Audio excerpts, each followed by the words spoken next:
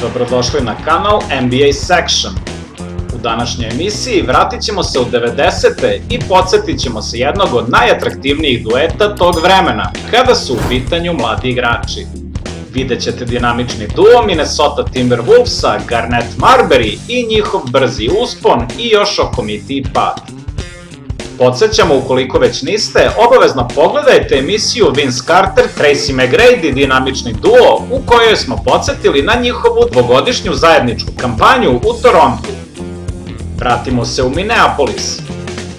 NBA draftom 1995. dominirali su atletični krilni igrači.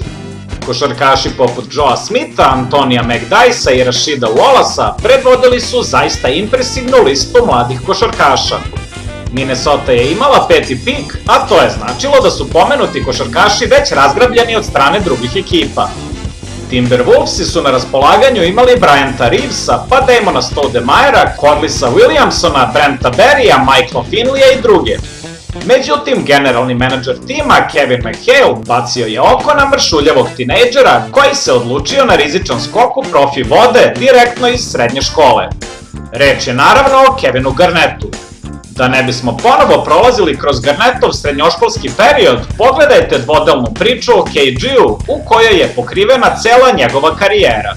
Linkovi se nalaze u opisu ispod ovog videa. Draftovanjem Garnetta, McHale je praktično postao i njegov personalni trener za igru na low postu, a znamo da je upravo McHale bio jedan od najboljih igrača u istoriji lige kada je u pitanju igra leđima. Garnettova rookie sezona bila je poput roller coastera, ali je definitivno pokazao da mu je mesto među najboljima. Svima je bilo jasno da je Minnesoti trebao dobar playmaker, a upravo je ova pozicija bila solidno zastupljena na draftu 96. Allen Iverson, Stephon Marbury, Derek Fisher i Steve Nash bili su na tom draftu, a Timberwolvesi su ponovo birali 5. Pošto je Marbury pokupljen sa 4. pozicije od strane Milwaukeea, Bullsi su do njega mogli doći jedino putem trejda, što se nedugo zatim i dogodilo. Ali vratimo se nepunih 2 godine unazad, u leto 94. Stephon Marbury i Kevin Garnett, verovali ili ne, postali su prijatelji mnogo pre nego što su se uživo videli. I to u eri bez interneta i online društvenih mreža koje su danas aktuelne. Pogađate, njihova veza na daljinu bila je preko telefona. I to fiksnog. Njih dvojica znali su da pričaju bukvalno satima, tako da su enormne telefonske račune jedva uspevali da plate, ali se ni malo nisu kajali zbog toga, čak naprotiv. Marbury je Kevina zvao KG, a Garnett je njega prozvao Starbury, kao i ex po Marburyjevom srednjem imenu, Xavier. Tek nakon što se Garnett preselio u Chicago, Marbury je odlučio da sedne na bus i da ga iznenadi. Znao je da je Kevin trebalo da zaigra tog popodneva u popularnoj dvorani Gym u Chicagu, te ga je tu i sačekao. Posle par razmenjenih reči, obreli su se na parketu. U bukvalno prvom napadu, Marbury je prevodio loptu, a Garnett je ispričao da je kontakt očima bio dovoljan da shvati da je Stephon čekao da se zarotira oko protivnika. Usledio je pravovremen lob pas za monstruozan alley-oop i ovacije sa prepunih tribina. Od prvog momenta su znali da su srodne duše. Potom su obojica igrala na McDonaldsovoj utakmici najboljih srednjoškolaca 95. a poznato je da je KG-ev zahtev da igra sa Marburyjem u ekipi bio glavni razlog trejda sa Bucksima. Podsjetimo, do sezone 96-97. Vukovi nikada nisu ostvarili više od 29 pobjeda u sezoni. Konačno 1. novembra 96. Marbury i Garnett zaigrali su u svojoj prvoj zvaničnoj NBA utakmici. Usledio je peh jer je Stephon povredio skočni zglob već nakon 8 minuta na parketu i to u svojim and one signature patikama. Podsjećam vas da na kanalu imate celu emisiju o and one brandu, a upravo je Marbury bio njihov prvi maneken.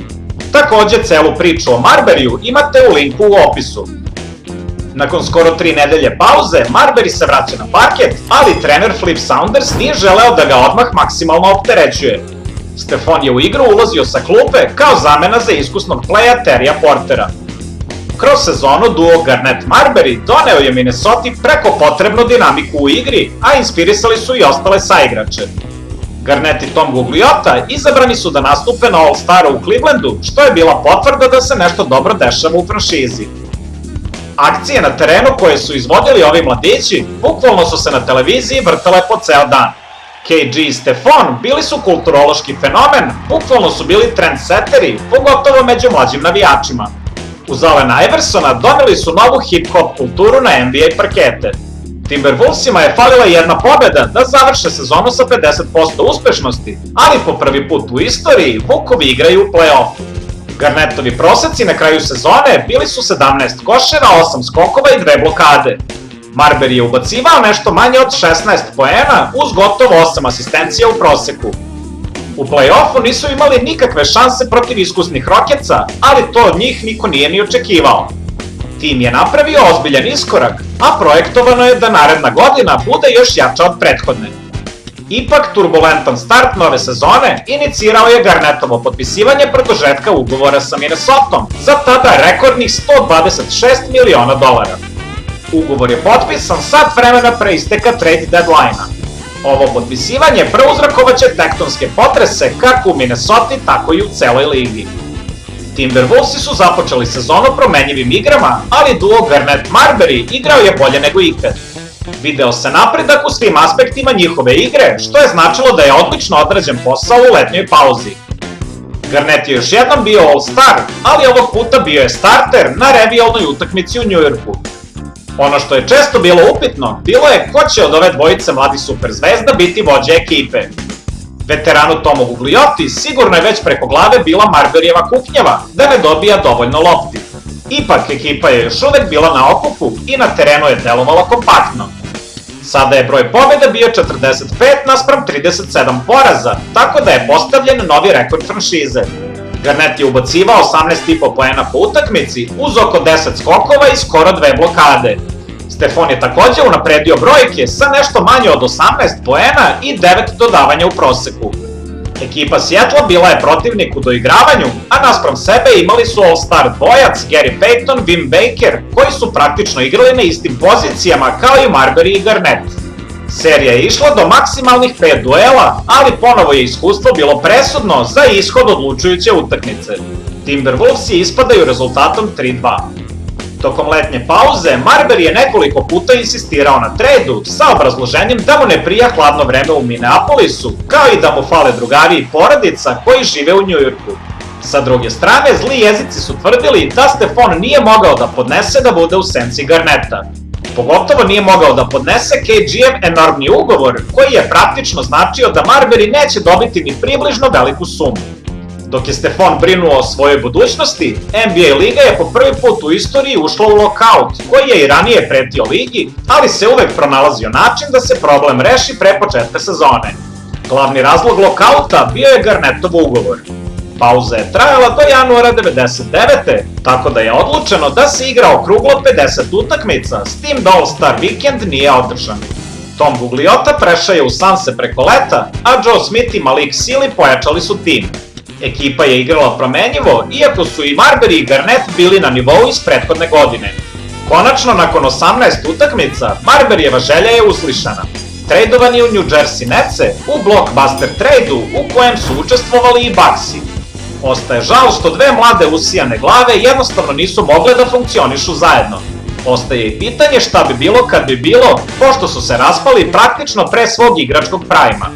Zanimljivo, sudbina ih je spojila još jednom kada su zaigrali u dresu Boston Celticsa, doduše obojica u poznim košarkaškim godinama. Ostaće da se pamti vreme kada je u Minnesoti igrao najuzbudljiviji mladi tandem u ligi, KG i Starbury. Ostanite i dalje uz NBA Section.